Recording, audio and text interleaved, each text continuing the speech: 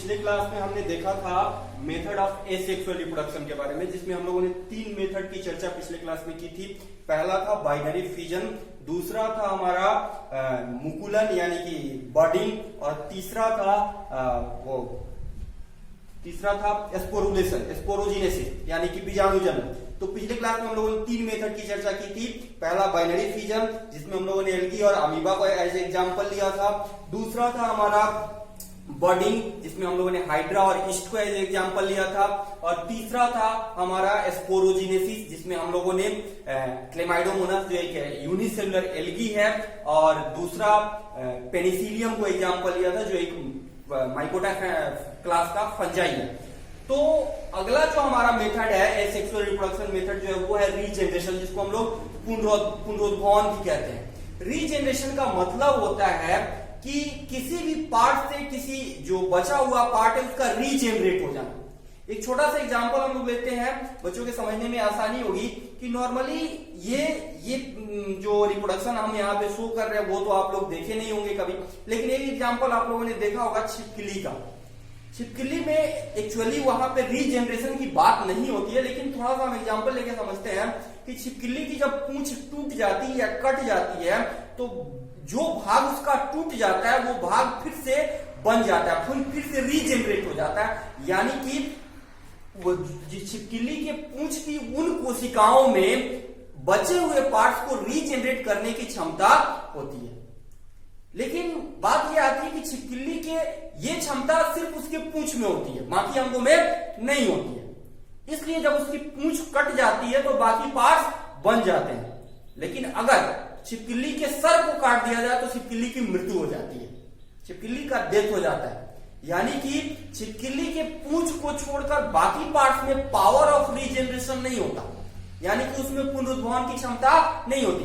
वहां उसके अलावा जो कोशिकाएं होती हैं, यानी कि पूंछ के अलावा जो कोशिकाएं होती हैं उनमें यह क्षमता नहीं होती कि वह बाकी पार्ट्स को फिर से जीवित, फिर से बना सके, फिर से रीजनरेट कर सके।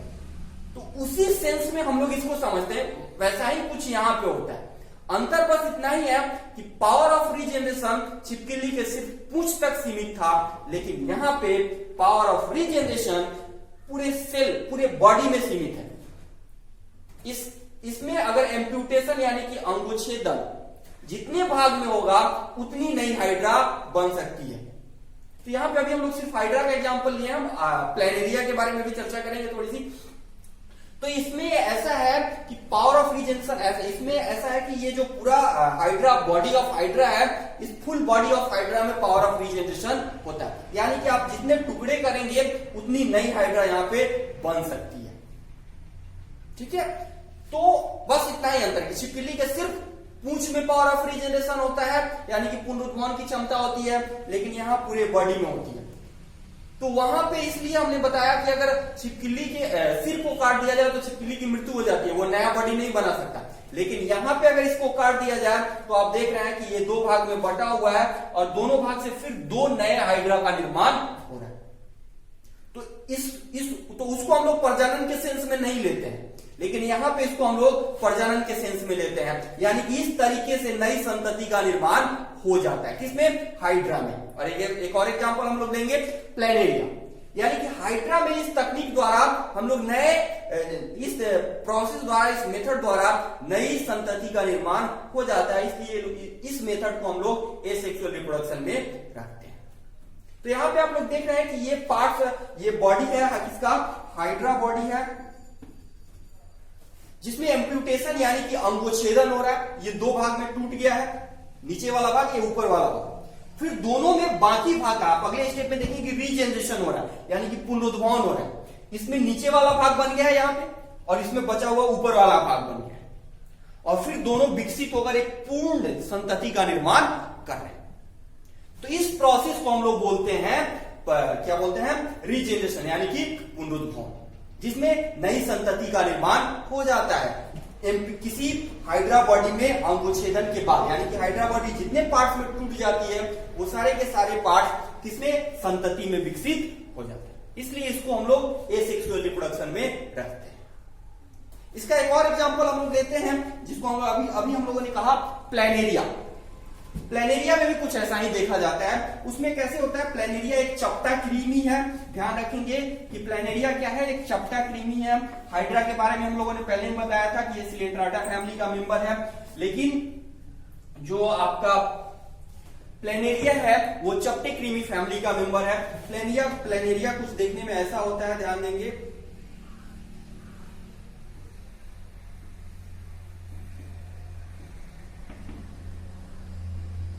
कुछ ऐसा होता है, एक छोटा सा फिगर है, प्लेनेरिया है।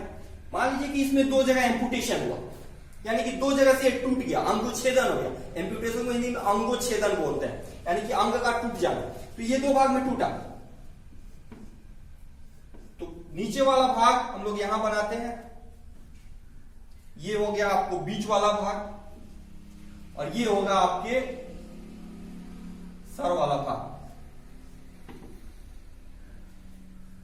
ये हो गया आपके सर वाला भाग। तीन भाग में ये टूट चुका है। आप लोग अगले प्रोसेस में देखेंगे तीनों पार्ट्स क्या करेंगे कि ये वाला भाग क्या करेगा, पूरा नीचा वाला रीजनरेट कर लेगा, ये ऊपर वाला भी रीजनरेट करेगा, नीचे वाला पार्ट भी रीजनरेट करेगा, और ये वाला जो है वो ऊपर वाला पार्ट रीजनरेट कर लेगा। यानी कि तीनों जो है एक अलग नई संतति, एक अलग प्लेनेरिया में विकसित हो जाएगी। यानी कि प्लेनेरिया के तीन टुकड़े हुए, और तीन टुकड़े होने के कारण एक इस प्रोसेस में उसने कितने संतति बनाई, तीन संतति बनाई, क्योंकि तीनों टुकड़ों ने क्या किया, एक पूर्ण प्लेनेरिया विकसित कर दिया। कैसे विकसित कर लिया, क्योंकि उनमें क्या था, पावर ऑफ रीजनरेशन था उनकी कोशिकाओं में। यानी कि पूरी कोशिकाओं में क्या है, पावर ऑफ रीजनरेशन है, यानी कि पुनरुद्भवन की क्षमता है, जिससे वो पूरी जितना भी पार्ट है उससे बचे हुए भाग का वो निर्माण कर सकते हैं। तो इसने क्या किया कि अब ये फिर से एक नया बॉडी बनाएगा,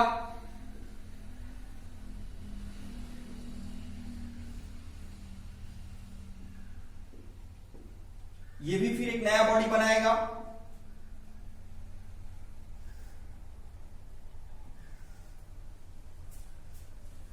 और ये भी फिर एक नया बॉडी बनाएगा। यानी कि इस तरह से तीन नए प्लेनेरिया का निर्माण हो जाएगा। तो ये हो गया अभिभावक प्लेनेरिया, और इसको हम लोग बोल सकते हैं संतति प्लेनेरिया। प्लेनेरिया एक हमने आपको बताया भी कि एक चपटा कृमि है।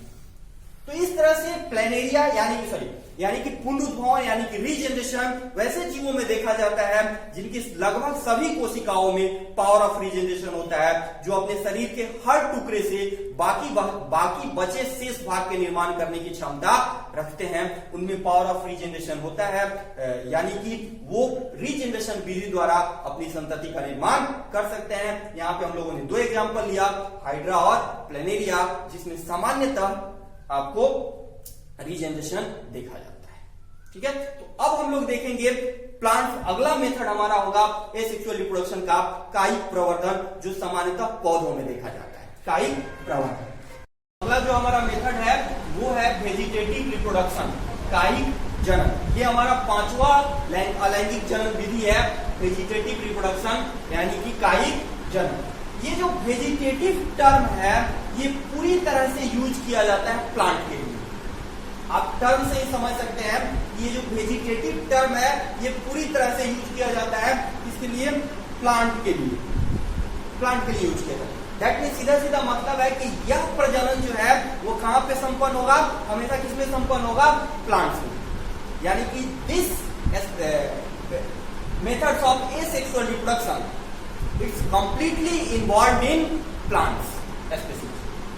तो पूरी तरह से किसके लिए स्पेशलाइज्ड है, प्लांट के लिए स्पेशलाइज्ड, जिसमें किसी प्लांट के वेजिटेटिव पार्ट से यानी कि कायिक भाग से, किसी वेजिटेटिव पार्ट यानी कि कायिक भाग से नए पौधे का निर्माण होता है। तो वो वेजिटेटिव पार्ट, ये तो प्लांट के लिए है ही।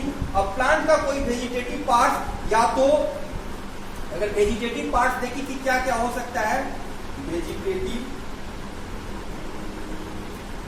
पार्ट जिससे कि नए पौधे का निर्माण हो सकता है प्लांट्स में, वो वेजिटेटिव पार्ट रूट भी हो सकता है, आगे हम लोग देखेंगे, रूट भी हो सकता है, वो स्टेम भी हो सकता है, और वो लीफ भी हो सकता है। क्या हो सकता है? लीफ भी हो सकता है। और इसके अलावा एक और छोटी सी संरचना होती है जिसको हम लोग बड या कली भी कहते हैं। यानी कि कायिक प्रजनन में कौन भाग ले सकता है? रूट भी भाग ले सकता है। रूट से भी नए पौधे का निर्माण हो सकता है, स्टेम से भी नए पौधे का निर्माण हो सकता है, लीफ से भी नए पौधे का निर्माण हो सकता है और बड से भी नए पौधे का निर्माण हो सकता है। ठीक है, तो यानी कि पौधे का जो वेजिटेटिव पार्ट है वो रूट, स्टेम, लीफ या बड कुछ भी हो सकता है, लेकिन फ्लावर और बीज नहीं होगा। हमेशा याद रखेंगे कि कायिक जनन में पुष्प या बीज की कोई बात नहीं आती। पुष्प या बीज की बात जब आती है तो वो हमेशा लैंगिक जनन में आती है। यहाँ पे एक चीज और आपको ध्यान में आता है, यानी कि पौधे लैंगिक जनन और अलैंगिक जनन दोनों तरह से अपनी संतति निर्माण करने में सक्षम होते हैं। लैंगिक जनन में वो बीज या फ्लावर पे डिपेंड करते हैं, वो इन्वॉल्व होता है, जबकि अलैंगिक जनन में वो अपने पार्ट्स यानी कि वेजिटेटिव पार्ट्स यानी कि रूट, स्टेम या लीफ या बड चारों में से किसी के द्वारा भी अपनी नई संतति का निर्माण कर सकते हैं। तो बात आती है कि दोनों में डिफरेंस क्या है? सीड से और लीफ में क्या डिफरेंस है? तो अगर सीड से बनता है तो वो अलैंगिक जनन है, उसमें दो पेरेंट्स भाग लेते हैं, तो वो थोड़ा जेनेटिकल रूप से, अनुवांशिक रूप से डिफर करता है, वो क्लोन नहीं बनाता, जिसकी चर्चा हम लोगों ने पिछले क्लास में की थी कि अगर वो बीज के द्वारा या पुष्प के द्वारा उसमें प्रजनन होता है, बीज के द्वारा नए संतति उत्पन्न होते हैं, पुष्प में प्रजनन होता है यानी कि लैंगिक जनन होता है, तो उसमें क्लोन नहीं बनता। लेकिन अगर इस तरह से प्रजनन होता है either root, either stem, leaf और बड के द्वारा, तो वो क्लोन बनता है, क्योंकि इनके द्वारा जो संतति उत्पन्न होती है वो पूरी तरह से जेनेटिकली रूप से एक दूसरे के समान। तो ये रिप्रोडक्शन हम लोग कहाँ होता है? कायिक जनन जो होता है वो प्लांट्स के संबंध। यहाँ पे तो ये हो गया वेजिटेटिव पार्ट्स ऑफ प्लांट्स, ये आप लोग नोट डाउन कर सकते हैं। दूसरा चीज हम लोग देखेंगे कि वेजिटेटिव रिप्रोडक्शन भी अब दो तरह का होता है। एक होता है, यहां से आप लोग लिख लेंगे, उसको मिटा देते हैं। एक हो सकता है आपका नेचुरल वेजिटेटिव रिप्रोडक्शन और दूसरा हो सकता है आर्टिफिशियल, जिसको हम लोग हॉर्टिकल्चर भी कहते हैं। हॉर्टिकल्चर यानी कि बागवानी लगाना। नेचुरल भी हो सकता है और हॉर्टिकल्चर भी हो सकता है। नेचुरल की चर्चा हम लोग कर रहे हैं। नेचुरल जो होता है वो पौधे में खास तरह के वेजिटेटिव रिप्रोडक्शन यूनिट या जिसको हम लोग प्रोपाग्यूल्स भी कहते हैं, वेजिटेटिव रिप्रोडक्शन यूनिट या प्रोपाग्यूल्स के द्वारा नए पौधे का निर्माण हो जाता है। उसमें बहुत ज्यादा हमको काम करने की जरूरत आप नहीं पड़ती। लेकिन आर्टिफिशियल जो होता है, आर्टिफिशियल में हम अपने तरीके से, हम अपनी सुविधा के अनुसार अपने तरीके से उसके वेजिटेटिव पार्ट्स का इस्तेमाल करके नया पौधा तैयार करते हैं, जिसमें वांछित गुण को भी हम शामिल कर सकते हैं। आगे उसकी हम लोग चर्चा करेंगे कैसे कर सकते हैं। तो यहाँ पे थोड़ा समझेंगे कि नेचुरल जो होता है, नेचुरल आर्टिफिशियल रिप्रोडक्शन जो होता है वो वेजिटेटिव यूनिट से स्वतः नए पौधे का निर्माण हो जाता है। लेकिन आर्टिफिशियल जो होता है वो हम अपने तरीके से, अपनी सुविधा अनुसार उसके वेजिटेटिव यूनिट का इस्तेमाल करके हम लोग नए पौधे का निर्माण। ठीक है, तो ये जो अभी हम लोगों ने डिफरेंस बताया है, मेरे वॉइस को पॉज करके आप लोग राइट डाउन कर सकते हैं। तो यहाँ पे जो नेचुरल जो होता है, नेचुरल में कौन कौन सा वेजिटेटिव यूनिट शामिल हो सकता है अलग अलग प्लांट के लिए, वो यहाँ पे हम लोग देख सकते हैं कि पहला है स्वीट पोटैटो। स्वीट पोटैटो में जो स्वीट पोटैटो का जो वेजिटेटिव पार्ट होता है जिससे आप नए पौधे का इस्तेमाल बना सकते हैं, वो है एडवेंटिशियस रूट, यानी कि रूपांतरित जड़, जिसे आप मिट्टी के अंदर लगा करके उससे नया पौधा बना सकते हैं, नया स्वीट पोटैटो जो है उगा सकते हैं। या नेचुरल, चूंकि बात हम लोग नेचुरल की कर रहे हैं, तो अगर इस स्वीट पोटैटो के रूट को आप लोग ऐसे भी मिट्टी में छोड़ देते हैं तो उससे नए पौधे का निर्माण हो जाता है, उसमें आपकी कोई जरूरत नहीं होती, इसीलिए इसको नेचुरल भी कहा जाता है। दूसरा है बनाना या जिंजर। जिंजर का मतलब होता है अदरक, बनाना आप लोग जानते हैं, बनाना का मतलब होता है केला, अदरक, बनाना, केला। तो जिंजर या बनाना, इसका जो वेजिटेटिव यूनिट है वो है राइजोम। क्या है? राइजोम। राइजोम क्या है? एक तरह का अंडरग्राउंड स्टेम है, भूमिगत तना है। बच्चों को कभी कभी थोड़ा सा कंफ्यूजन होता है कि जो पार्ट्स, केला का जो पार्ट ऊपर की तरफ ग्रीन कलर का दिखाई देता है, कुछ बच्चे ऐसे होते हैं जो समझ लेते हैं कि शायद वो तना है, और जो लीफ निकलता है वो लीफ है, और जो मोटा वाला भाग है वो तना है। लेकिन ऐसा नहीं होता, वो पूरा का पूरा लीफ ही होता है, जो कंपोज्ड फॉर्म में रहता है, लेकिन वो लीफ नहीं होता है। ठीक है? जो तना होता है उसका वो भूमिगत होता है, जिसको हम लोग राइजोम कहते हैं, और इसी राइजोम से नए पौधे का निर्माण होता है। तो कहने का मतलब है कि अगर आपको केला लगाना हो, केले का पौधा लगाना हो, तो उस जो ग्रीन वाला पार्ट है उसको पूरा काट दे, और सिर्फ नीचे जो मिट्टी के अंदर जो पड़ा हुआ मटेरियल, जो पड़ा हुआ पार्ट है, उसको सिर्फ ला करके आप अगर मिट्टी में आप लगा दें तो नए पौधे का निर्माण हो सकता है, हो जाएगा, कंप्लीटली हो जाएगा। तो यानी कि राइजोम जो है वो क्या है? वेजिटेटिव यूनिट ऑफ बनाना या जिंजर, जिसको हम लोग भूमिगत, ये अंडरग्राउंड स्टेम, भूमिगत तना भी कहते हैं। तीसरा है ब्रायोफिलम। ब्रायोफिलम को हिंदी में लोग पत्थर चट्टा भी कहते हैं, पत्थर चूड़ या पत्थर चट्टा भी कहते हैं। इसके लीफ से नए पौधे का निर्माण, लीफ बड कैसे होता है? फिगर हम लोग थोड़ा सा यहाँ पे देखेंगे कि मान लीजिए कि ये ब्रायोफिलम का लीफ है, ये थोड़ा सा अंदर फंसा होता है। तो अगर इसको आप किसी नमी वाले जगह पे छोड़ देते हैं, इस ब्रायोफिलम के लीफ को, तो इस भाग से जो यहाँ पे धंसा हुआ है, यहाँ से छोटे रूट्स, छोटे छोटे रूट्स निकल आते हैं, और इससे फिर एक नई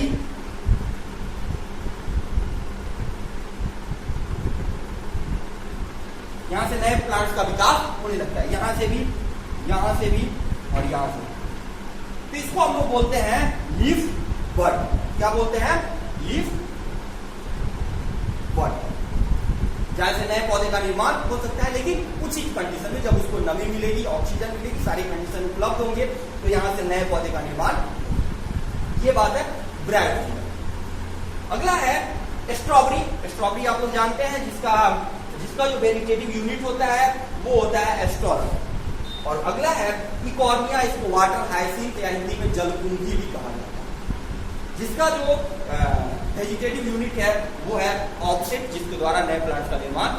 इकॉर्निया के बारे में एक जानकारी और आप लोगों को बता दें कि इकॉर्निया या वाटर हाइसिंथ को टेरर ऑफ बंगाल भी कहा जाता है। टेरर ऑफ बंगाल इसलिए कहा जाता है कि इसको बंगाल से इसके सुंदर फूल के कारण इसको सबसे पहले लाया गया यहाँ की जल में लगाने के लिए। तो लेकिन इसका प्रॉब्लम क्या है कि ये काफी तेजी से जल के ऊपर ग्रो करता है, काफी तेजी से इसमें वृद्धि होती है, और जितने दूर में ये फैला होता है उसके अंदर की जो वाटर के ऑक्सीजन कंटेंट है, उस ऑक्सीजन कंटेंट को यूज कर लेता है, जिसके कारण उतने दूर के जो भी जलीय जीव हैं उनमें उनको रेस्पिरेशन के लिए उनमें ऑक्सीजन की कमी हो जाती है। तो या तो वो वहीं पे डेड कर जाते हैं, मर जाते हैं, या वहां से माइग्रेट करके दूसरी जगह चले जाते हैं। यानी कि ये जो वाटर हाइसिंथ है वो जलीय जीवों के लिए प्रॉब्लम क्रिएट करता है, ऑक्सीजन को कम कर देता है, जिससे उन्हें रेस्पिरेशन में प्रॉब्लम। इसीलिए इसे टेरर ऑफ बंगाल भी कहा जाता है, बंगाल का आतंक कहा जाता है। ठीक है? तो ये हमारा जो एक है वो वेजिटेटिव प्रोडक्शन का जो ओवरव्यू समझिए, क्योंकि अगले क्लास में हम लोग आर्टिफिशियल तरीके से होने वाले नेचुरल की चर्चा हम लोगों ने लगभग कर ली है। आर्टिफिशियल तरीके से जो भी वेजिटेटिव प्रोडक्शन होते हैं उनकी चर्चा हम लोग करेंगे, जिसमें हम लोग type of artificial reproduction, kite reproduction देखेंगे, जिसमें पहला होता है कटिंग, दूसरा होता है लेयरिंग, और तीसरा होता है ग्राफ्टिंग, जिसकी चर्चा हम लोग डिटेल में करेंगे कि आर्टिफिशियल तरीके से इसे हम लोग कैसे संपन्न करते हैं। ठीक है? आज के लिए बस इतना।